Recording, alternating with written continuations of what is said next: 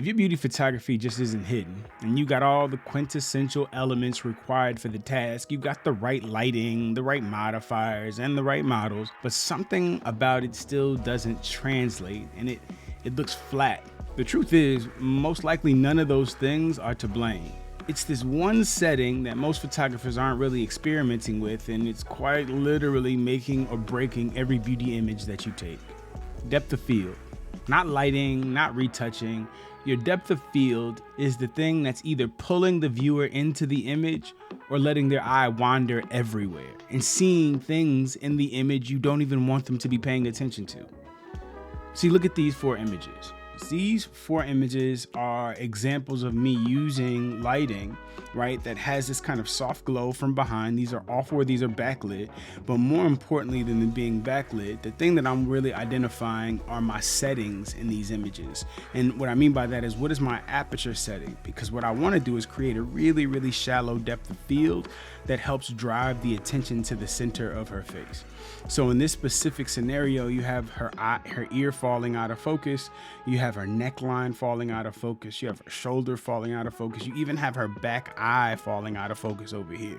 And all of that is because you have a really shallow depth of field that's playing a part in this specific image. So then if I look at my settings, because I don't even remember what they are, this is shot at f3.2 at 187 millimeters. So that's an f3.2 at 187 millimeters. It's ISO 400. I'm shooting with a Canon RF 70-200 and I'm shooting with an R5. So when I look at this image, the thing that plays the most significant role to me is the depth of field. I want you to pay attention to her eyes. I want you to pay attention to her lashes and her brows, even the red in her hair and how that intersects with her lips, and then the cheekbones having that rosiness to them.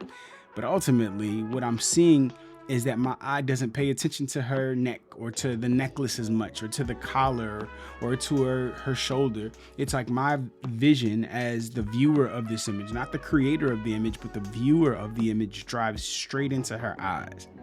Now, how this is lit, we'll talk about in a second, but mainly I just wanted to bring attention to the fact that a lot of times people don't interact with their aperture the way that they could by leveraging it to help drive attention to the area they want you to pay attention to. So instead of me shooting this at like f8 or f11 or f16, I wanted to shoot it at f3.5. And you'll find that in certain situations, you can't shoot something this bright at f3.5 or f2.4 because you might have strobe lights that are too powerful and they won't dim down low enough. So this is a situation where I use constant lights. I've become a really big fan of Aputure 300s and Aputure 600s, and this is one of those scenarios where I was using one Aputure 600 to light this entire image, one light to light this entire image. So I'm using my depth of field as a means of really kind of driving the attention to the center. Now, when I look even further, if I wanted to try to dissect the light, which is what we'll do next, is I'll look into her eye, and inside of her eye, I see this white here. It looks like there's some white across the bottom, and then there's this white area here. And then on that eye that's out of focus, same kind of concept. There's this white here, this white out of focus, and then this white here.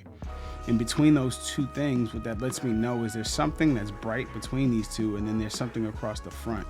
So I want you to keep that in mind as we start to dissect the lighting setup. You give me like something where you're just kind of like here, like you're falling into it almost? Either one. Yep. Beautiful. All right, so this image really should kind of answer a lot of what we were talking about very, very quickly as far as the lighting is set up. There's a singular light. You can see the hot spot here. That light is actually behind the foam core or the V-flat over here. It's not in the V-flat. It's kind of small, but you can actually see the cable over here. But there's a light that's basically over here and it's pointed directly back here, creates that hot spot right behind her. And then because of the power that's coming from that light from behind her being so intense, all it's doing is just returning a bunch of light towards me on the camera. So the light's here.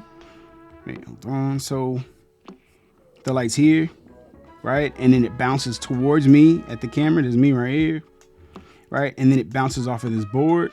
And it's giving me some of that return up under her cheek. And then it also bounces into here. And then it bounces into here. So you can't, I don't know if you can tell, but basically what I'm doing is I'm shooting between these two boards, right? So that light that returns bounces onto this board, and then returns into her face. There's no light on the front side. There's no light behind me. Let me switch colors. There's no light behind me back here. Right? There's no light back here. There's only one light, and that one light is down here. And that light is basically pointing directly towards the background and illuminating here. And that light then bounces off of these other boards that essentially are what I'm shooting between, so that all of that light returns and illuminates her. And that light can be a constant light, which is what this light is in this situation, which is how I was able to easily have a shallower depth of field. Sometimes you'll find out with those strobes, they don't get low enough in their power output. So you find yourself trying to figure out how to shoot at 2.8 or 3.5 or 1.4, and you can't do it because the light itself that you have isn't allowing you to drop the power down low enough. So sometimes using constant lights makes it a little easier to give you the opportunity to get down to like a 1.4 or 2.8 or a 2.4 or something like that.